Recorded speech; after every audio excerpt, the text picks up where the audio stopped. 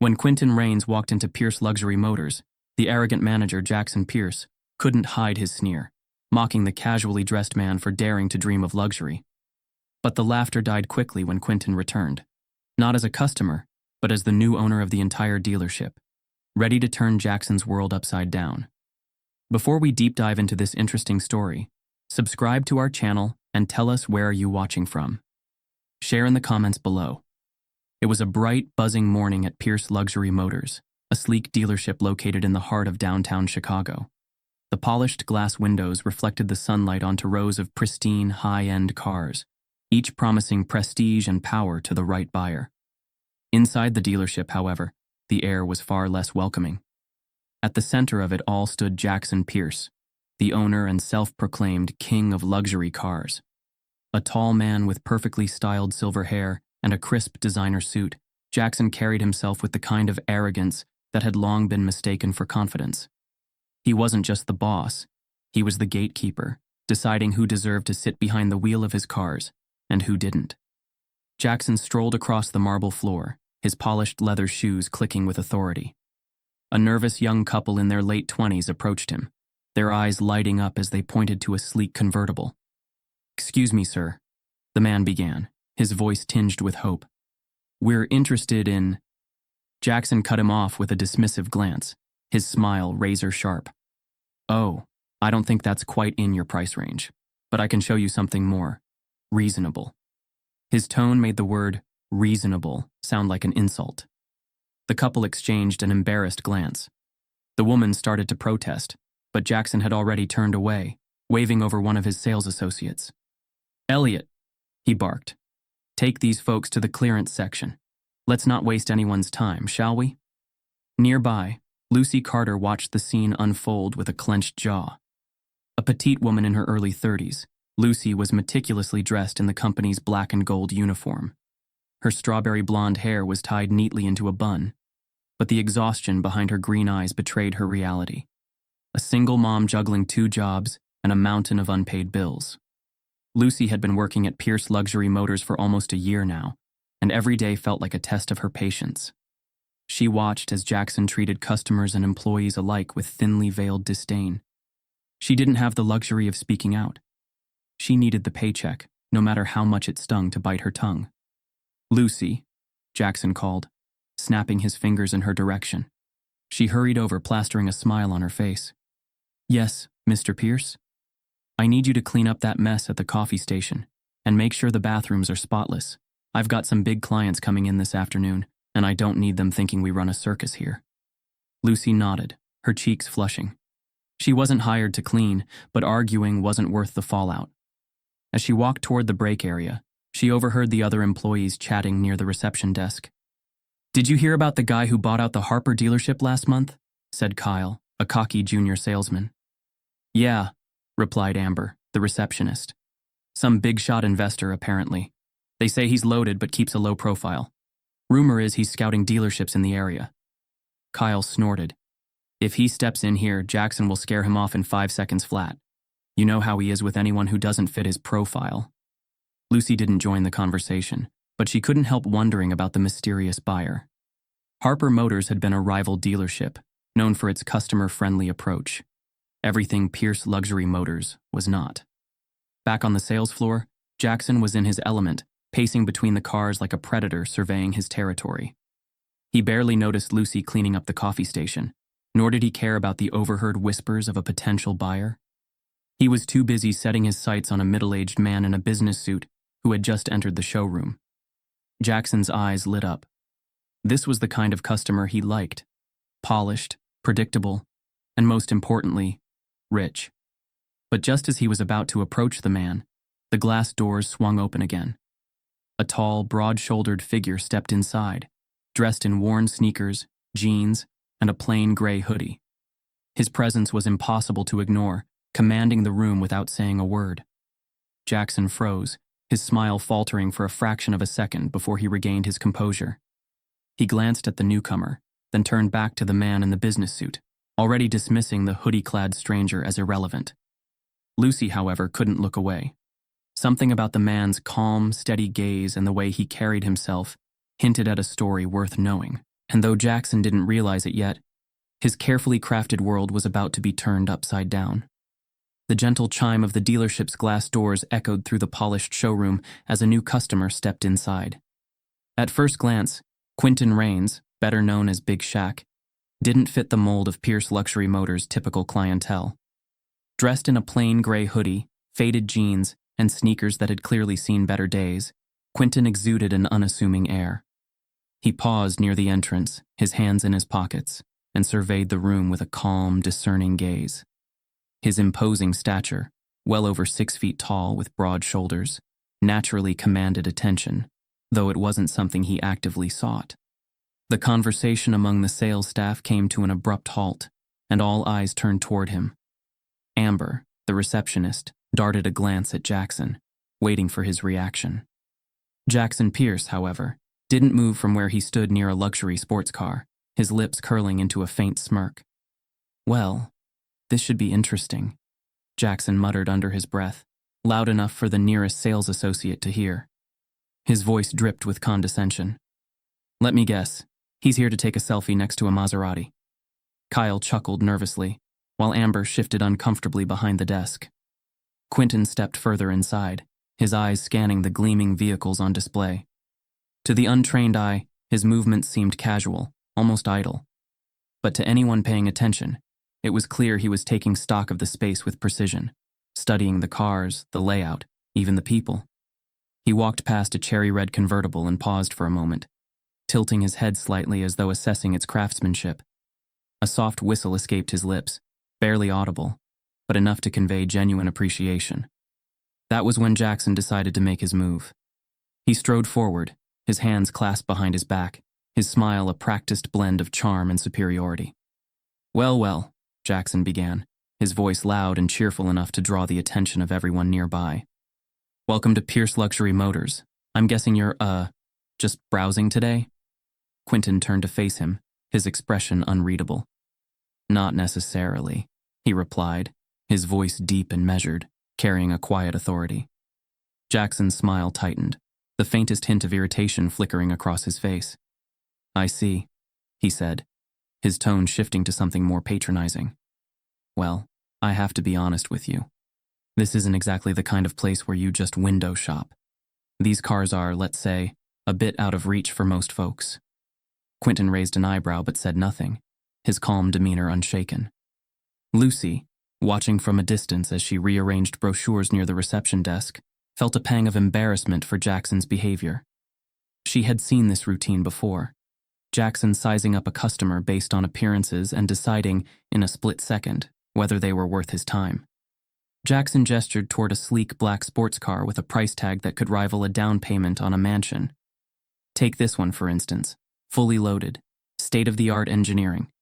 $220,000, give or take. But don't worry, we've got some pre-owned models in the back that might be more, appropriate. The faintest trace of a smirk tugged at the corner of Quinton's mouth, but it vanished just as quickly.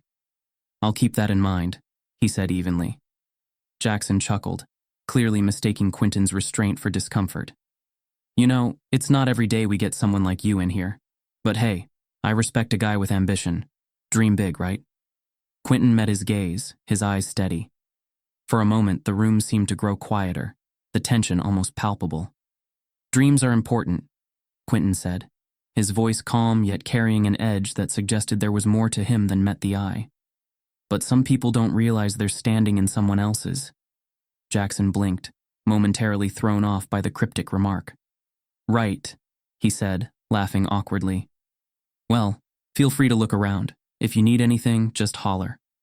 As Jackson turned away, he muttered to Kyle under his breath, "Let's see how long it takes before he asks about financing." Quinton continued his quiet inspection of the showroom, his movements deliberate. He paused occasionally to glance at the price tags, but his interest wasn't just in the cars. He observed the staff, noting their reactions and interactions.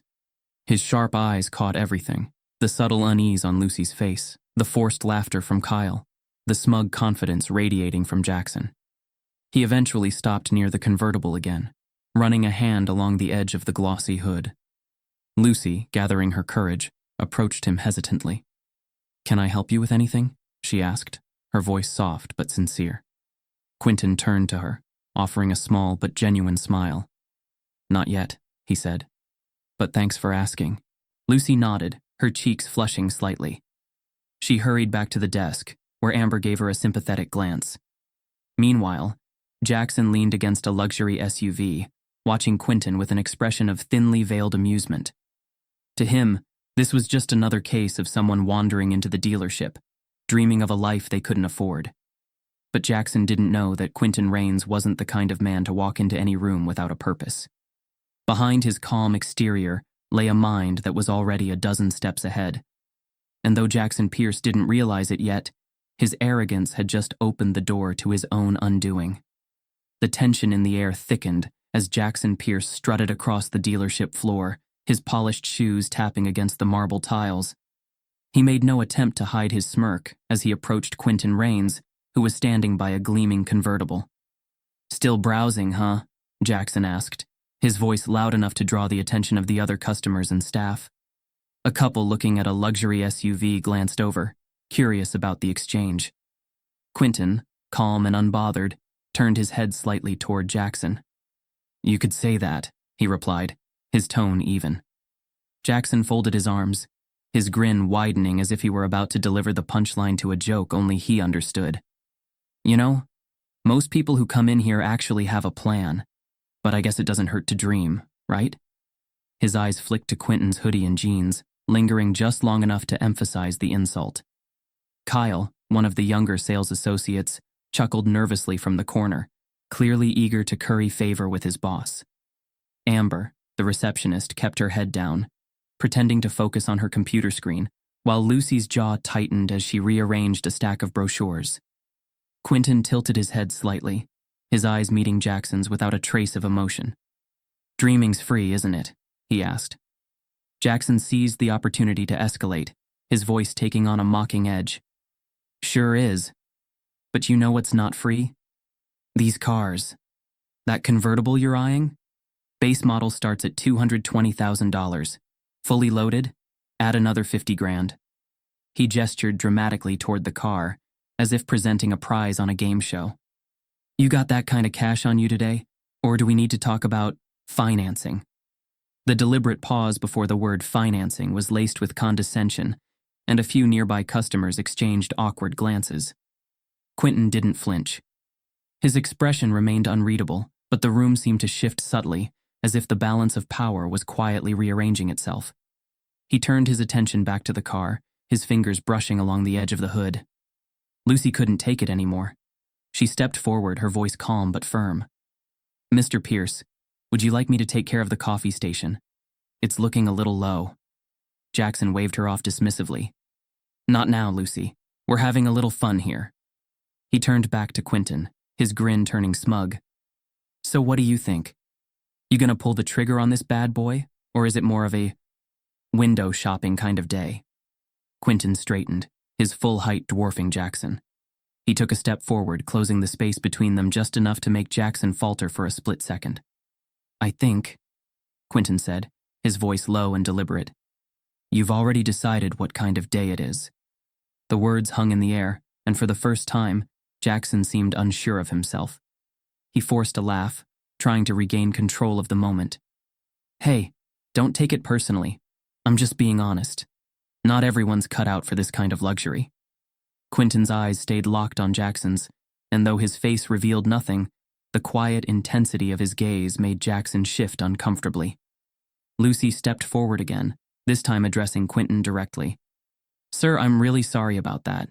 If you need help with anything, I'd be happy to assist." Her voice was sincere, her expression one of quiet apology. Quinton turned to her, his expression softening ever so slightly. He nodded, a small gesture of acknowledgement and gratitude. "Thank you," he said simply. Lucy stepped back, her cheeks flushing, but she held her ground, standing straighter than before.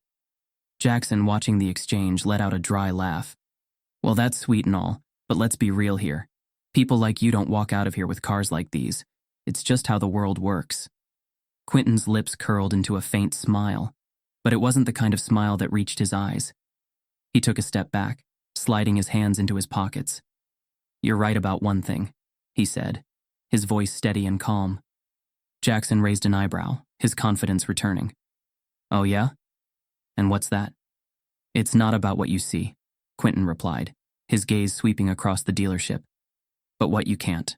With that, he turned and walked toward the exit, his footsteps echoing in the now silent showroom.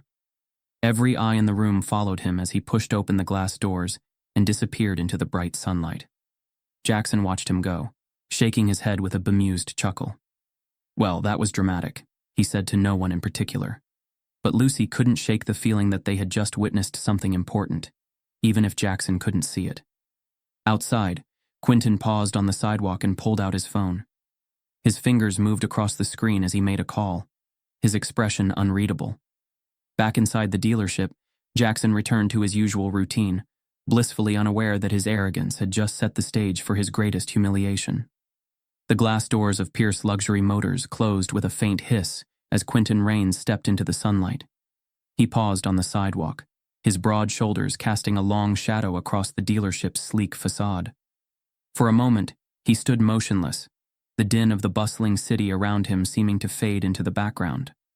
Quinton reached into his pocket, pulling out his phone with deliberate slowness. He tapped the screen and held it to his ear, his expression calm but unreadable. "It's time," he said, his voice low but purposeful. There was a brief pause as the person on the other end responded. Quinton's gaze shifted to the dealership behind him, where Jackson Pearce could be seen through the glass, laughing with one of his sales associates. "No, not yet," Quinton continued. "Let him have his moment. He'll understand soon enough." He ended the call and slid the phone back into his pocket, his face betraying nothing. Quinton's imposing figure lingered for another beat before he turned and walked down the street, disappearing into the flow of pedestrians. Inside the dealership, Jackson's laughter rang out, loud and self-satisfied. He leaned against the desk in the reception area, addressing Kyle and Amber as though they were part of a private joke. "Did you see that? Guy walks in here like he owns the place, and then leaves with his tail between his legs." Classic Kyle grinned, eager to please. "Yeah, total waste of time. Probably thought he could impress someone by walking into a high-end showroom." Amber, however, looked uneasy, her eyes darting toward Lucy, who was busy tidying the brochures near the entrance. Lucy couldn't stay quiet any longer. She straightened, brushing her hands against her skirt, and approached Jackson. "Mr. Pearce, don't you think it's risky to judge people like that?" she asked, her voice steady but edged with frustration. "What if he wasn't just browsing? What if he had the money to buy one of these cars?" Jackson raised an eyebrow, his smirk unwavering. "Lucy, people like him don't buy cars like these. Trust me, I've been in this business long enough to know who's serious and who's wasting my time." Lucy crossed her arms, her gaze firm. "I've seen plenty of customers who didn't look the part but ended up being serious buyers. Your attitude could cost the dealership a sale." Jackson chuckled dismissively, waving a hand. "Relax, Lucy. He wasn't here to buy anything. Besides, if he really had that kind of money, he'd be at Greg Harper's place, not mine." The mention of Greg Harper, Jackson's biggest rival in the luxury car business, made Kyle's grin falter. Greg was everything Jackson wasn't: respectful, accommodating, and renowned for treating every customer like a VIP. "You really think he went to Harper's?" Amber asked, her curiosity breaking through her hesitation. Jackson shrugged, his tone dripping with disdain. "If he did, good for him. Let Greg deal with the wannabes. I don't have time for that." As if on cue, a low rumble filled the air, growing louder with each passing second. Everyone in the showroom turned toward the glass entrance, their attention drawn to the street outside. A convoy of luxury cars rolled by in perfect formation: sleek Lamborghinis, elegant Bentleys, and gleaming Rolls-Royces, each one more impressive than the last. Kyle whistled under his breath. "Whoa, that's Harper's dealership, all right. Looks like someone's making a statement." Jackson's smirk faltered for a moment, but he quickly recovered, straightening his tie. "Harper loves his little parades," he said dismissively. "It's all for show. Half those cars are probably rentals just to make his place look busy." Amber shot Lucy a glance, as if silently asking if she believed him. Lucy, however, was too focused on the convoy, her mind racing. Outside, the luxury cars turned a corner, heading in the direction of Greg Harper's dealership just a few blocks away. The display seemed deliberate, almost choreographed, and it left an impression on everyone watching. Back inside, Jackson clapped his hands together, breaking the silence. Well, that's enough excitement for one day. Let's get back to work, shall we? Lucy, still standing near the entrance, frowned but said nothing. Something about the way Quinton had carried himself lingered in her mind. He hadn't seemed the least bit fazed by Jackson's behavior, and the quiet confidence in his parting words, "It's not about what you see but what you can't," played over in her thoughts. She turned toward the glass doors one last time, watching the now empty street. Whatever was happening, Lucy had a feeling that Jackson's smug certainty wouldn't last for long. And she was right. The late afternoon sun cast long shadows across the showroom floor of Pearce Luxury Motors. The initial rush of morning customers had dwindled, leaving the staff with little to do but replay the events of the day in their minds. For Lucy, Quinton Raines' enigmatic presence still lingered. She couldn't shake the feeling that there was more to him than Jackson had been willing to see. Jackson, however, remained his usual self, leaning against his desk, laughing at his own jokes, and boasting to Kyle about a potential deal with an upcoming client. The arrogant smirk on his face was as unshakable as ever. That's when the sound of heavy footsteps echoed through the entrance. The glass doors swung open, and in walked Quinton Raines. But this time, he wasn't alone. Behind him strode a sharply dressed lawyer carrying a briefcase, followed by a small group of well-dressed men and women. Their presence was commanding, their movements deliberate, and the air in the showroom seemed to shift with an almost electric charge. Jackson's laughter died in his throat as his eyes locked onto Quinton. For the first time, a flicker of uncertainty crossed his face. Quinton stopped in the center of the showroom, his towering figure impossible to ignore. His gaze swept across the room before settling on Jackson.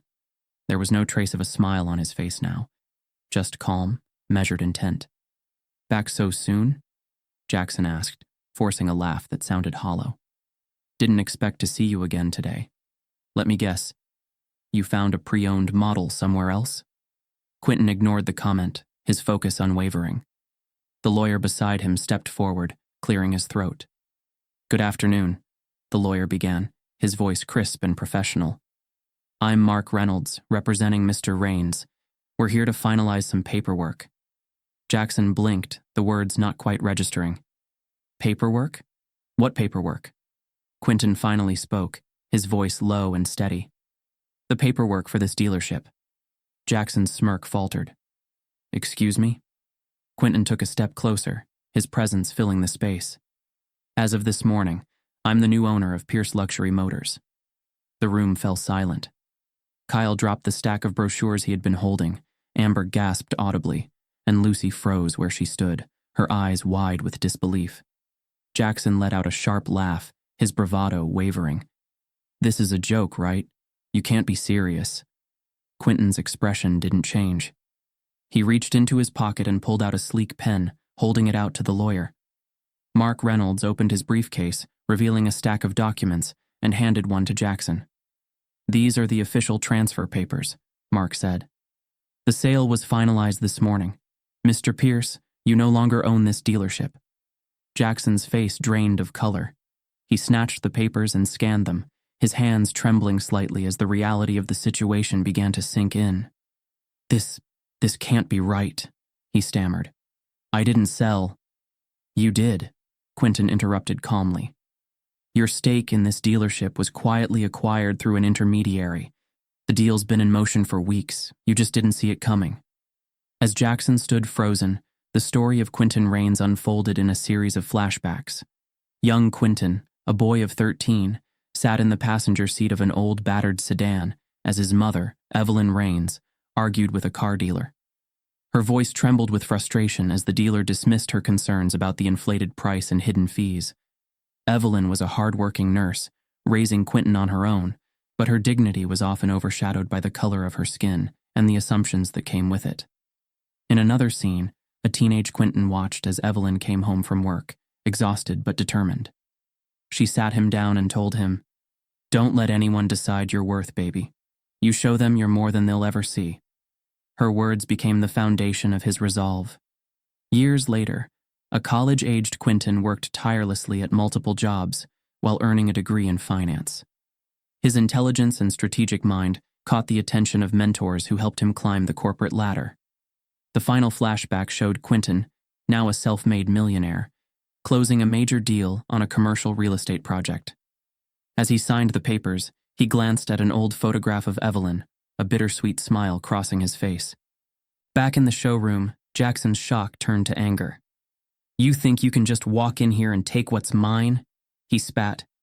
"This is my business, my reputation." Quinton's gaze hardened, but his voice remained calm. "Your reputation," he said slowly, "is exactly why this had to happen. I've seen the way you treat people, customers, employees. I've been watching for a while, Mr. Pearce, and today you showed me everything I needed to see." Lucy stepped forward, her voice tentative. "Is this really happening?" Quinton turned to her, his expression softening. "It is, and you, Lucy Carter, are part of the reason why." Her eyes widened. "Me?" Quinton nodded. "I've watched how you treat people, with respect and kindness, even when you don't have to. That's what this place needs." He turned back to Jackson. "As of today, Lucy is the new general manager. She's earned it." Jackson's jaw dropped. "You're putting her in charge? Over me?" Quinton's calm demeanor never wavered. "I'm not putting her over you, Jackson. I'm putting her where she belongs. You, on the other hand." He let the words hang in the air before continuing. "You're welcome to stay, if you're willing to start at the bottom. A lot of cars need cleaning." Jackson's face flushed with a mix of rage and humiliation, but he was too stunned to respond. Quinton turned to address the staff, his voice carrying a quiet authority. "This dealership isn't just about selling cars anymore.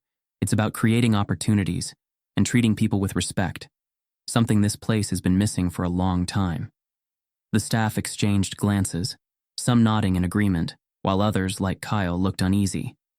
As Quinton prepared to leave, Lucy called out to him. "Mr. Raines?"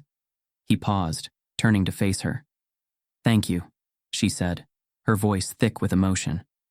Quinton gave her a small, genuine smile. "Don't thank me. Just show them what you can do." He stepped outside, the sun catching the polished hood of the convertible he had admired earlier. A valet handed him the keys, and without a word, he slid behind the wheel and drove off, leaving the stunned faces of Jackson and the staff in his rearview mirror. Inside the dealership, Lucy stood taller, ready to lead. Jackson, meanwhile, stared blankly at the floor, his world turned upside down. And Quinton Raines? He drove toward a future where dignity and respect weren't just luxuries, they were non-negotiables. The morning after Quinton Raines' dramatic takeover, Pearce Luxury Motors felt like an entirely different place. The tension that had long hung in the air, fueled by Jackson Pearce's arrogance and judgment, was gone, replaced by a tentative sense of curiosity and hope. The employees whispered amongst themselves as they watched their former boss, Jackson, hunched over a shiny black SUV with a rag in hand. He scrubbed at a streak on the hood, his once impeccably tailored suit replaced with a company-issued polo shirt and khakis. Nearby, Kyle muttered under his breath, "Never thought I'd see the day." Amber, the receptionist, elbowed him lightly, glancing nervously at Jackson. "Keep your voice down," she whispered. "He's still Jackson." Lucy Carter, now wearing a crisp blazer as the newly appointed general manager, stepped out of her office. She carried herself with a quiet confidence, though the weight of her new responsibilities was evident in her focused expression. Her eyes swept the floor, lingering briefly on Jackson. Jackson straightened, wiping the sweat from his brow. His face was pale, the usual smugness nowhere to be found. As Lucy approached, he avoided her gaze, but she stopped next to him and cleared her throat. "Mr. Pearce," she began, her voice steady but kind. "Is there anything you need help with?" He looked at her then, a flicker of embarrassment crossing his face. "I've got it," he muttered, returning to the streak on the car's hood. Lucy nodded and walked away, but her expression softened. The man who had once ruled the dealership with an iron fist now looked like a shadow of his former self. Later that afternoon, Quinton called Jackson into the office that had once been his. The room had already been rearranged. No longer a shrine to Jackson's ego, it now had a clean, minimalistic design.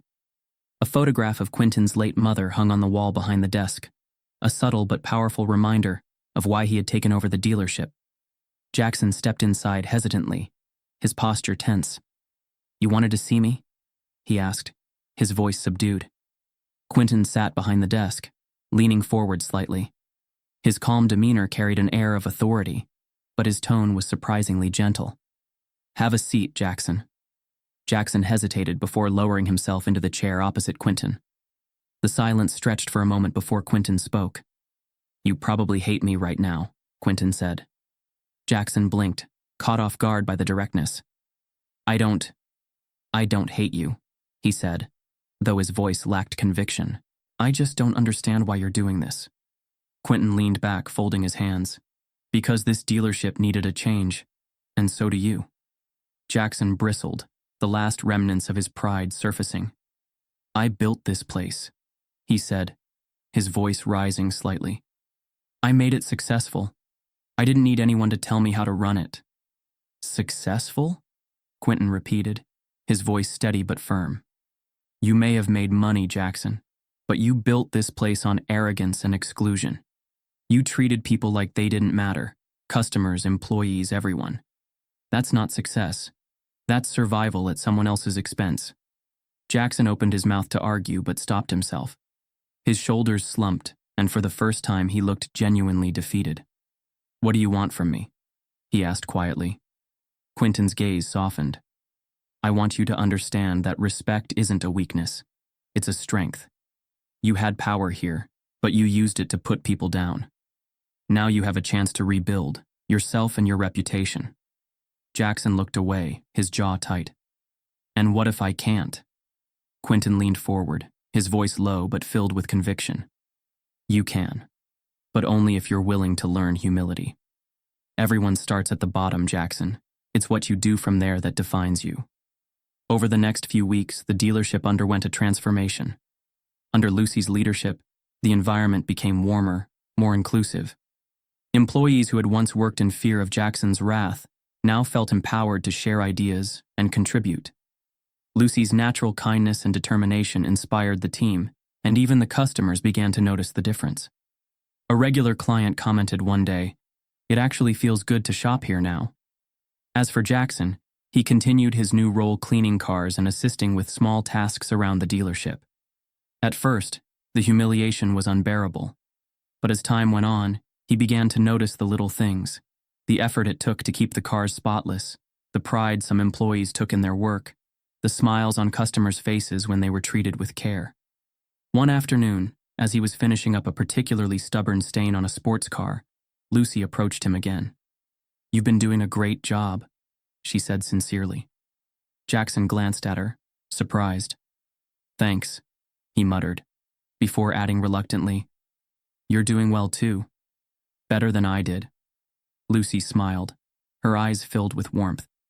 "I learned from watching what not to do," she said lightly, though there was no malice in her tone. Jackson chuckled softly, shaking his head. Fair enough. Quinton watched these changes unfold quietly, never interfering but always present. One evening, as the staff wrapped up for the day, he stood in the corner of the showroom, observing. Lucy approached him, her expression curious. "Do you think he'll change?" she asked, nodding toward Jackson, who was finishing up a task in the corner. Quinton considered this for a moment before replying. "Change isn't easy, but I think he's starting to understand what matters." Lucy nodded, a small smile playing on her lips. "And the dealership?" Quinton smiled back. "It's in good hands." As he turned to leave, the sun dipped below the horizon, casting the showroom in a warm, golden glow. The dealership had become more than just a place to sell cars. It was now a symbol of redemption, respect, and the belief that anyone, given the chance, could rise above their past. The day was unusually bright, sunlight streaming through the spotless glass walls of Pearce Luxury Motors, now rebranded as Raines Automotive Collective. The new signage gleamed in bold lettering, symbolizing a fresh start and a new mission for the once-tainted dealership. Employees bustled with purpose, a renewed energy palpable in their movements. Quinton Raines stood at the center of the showroom, addressing the staff and a handful of local reporters who had gathered for his announcement. Dressed in a tailored suit that complemented his towering stature, Quinton's calm yet commanding presence demanded attention. "Today marks a turning point," Quinton began, his deep voice steady and filled with purpose. "This dealership is no longer just about selling luxury cars. It's about building a legacy, one rooted in community, opportunity, and respect. Starting next month, Raines Automotive Collective will launch a program to train and employ underprivileged youth in automotive trades, sales, and management." A murmur of surprise rippled through the audience. Quinton paused, letting the weight of his words settle before continuing. "This initiative is dedicated to my late mother, Evelyn Raines," he said, his voice softening. "She taught me the value of hard work, dignity, and helping others, even when the world made it harder for her to succeed. Her struggles inspired me to create opportunities for those who deserve a chance but are often overlooked." The employees, including Lucy, exchanged glances, their admiration for Quinton growing. Amber, the receptionist, discreetly wiped a tear, while Kyle, humbled by the recent changes, nodded thoughtfully. Quinton's gaze swept the room, landing on Lucy. And it starts with leaders like Lucy Carter, who remind us that integrity and compassion are the foundation of any successful business. Lucy blushed but smiled, standing a little taller in her new role as general manager. Outside, Jackson Pearce stood by the dealership's entrance, polishing the hood of a sleek, metallic blue luxury convertible, the most expensive car in the showroom. His movements were deliberate, his reflection distorted in the glossy finish. For weeks now, Jackson had been relegated to menial tasks, and though the sting of his demotion lingered, he had stopped resisting.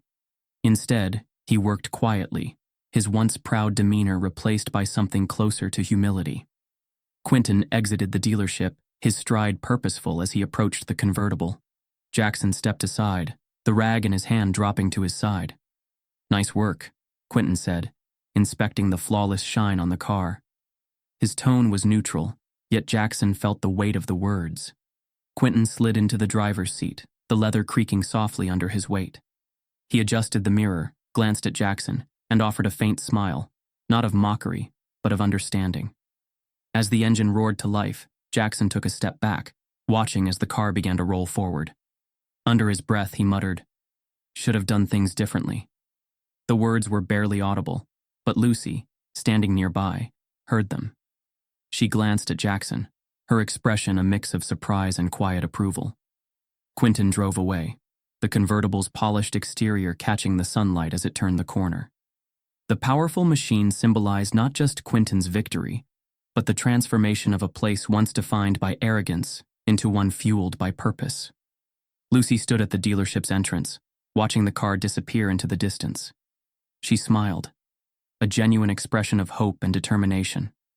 Inside, the staff worked with renewed vigor, their laughter and chatter filling the once silent showroom. The dealership, now a beacon of opportunity, reflected a brighter future for everyone involved, a testament to the power of redemption, humility, and the belief that change was always possible. If this story moved you, don't stop here. Hit the like button, subscribe to our channel for more powerful tales of justice and transformation, and share this video with your friends to spread the message. Let's inspire others to believe in the power of change and second chances. Your support helps us bring more stories like this to life. So don't miss out.